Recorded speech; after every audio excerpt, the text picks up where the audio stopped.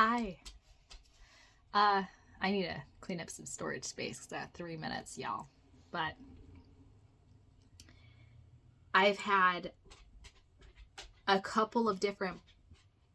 I listen to a Christian radio station sometimes, not all the time. I listen to all kinds of music, so on there they were talking about like infidelity and like adultery and like marriages and be careful that you don't fall into temptation. And the pastor too, talking about adultery and temptation and how if you give it a little bit of attention, it starts to grow roots and it takes over your life. And all I can say is that these people in these churches really need to work on their marriages. How can you invite people into church if you're not even confident in your own marriage? How can you preach on a pulpit when you don't even have the confidence to step outside yourself, to greet, to introduce yourself to people, to say hi to people, and you have to side-eye them because you're feeling less than yourself? If you have to hold your man and go through his phone and you have to tell him who he can and cannot talk to, that is an issue. It is.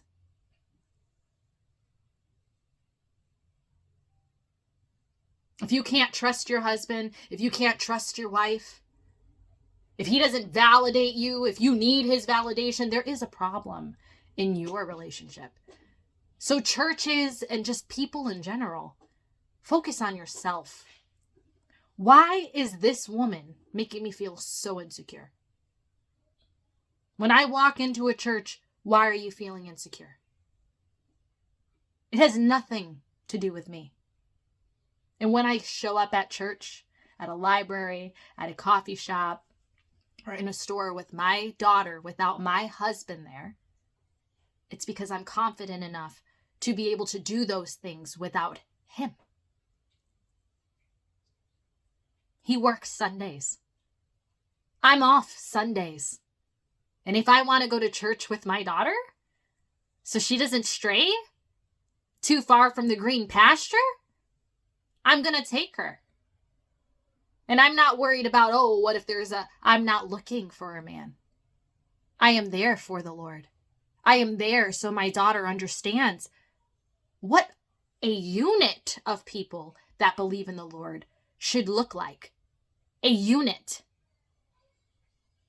A person who has trust issues, a person in a home divided, has no business leading anybody. Fix yourself and fix your own home before you decide to entitle yourself with any position within a church. Don't preach about adultery, right? Like you want to go ahead and try to penetrate someone's heart with that idea. Be careful, you don't fall into that. We can't be friends because of this. No. Focus on yourself before you feed a word that you're not even ready to hear. I don't know why I felt the need to jump on here and say that. But there are relationships out there where there are functional people who go to work and have friends with both genders, and there's no disgusting things going on in the mind and the heart or in the soul. So be careful what you tell yourself.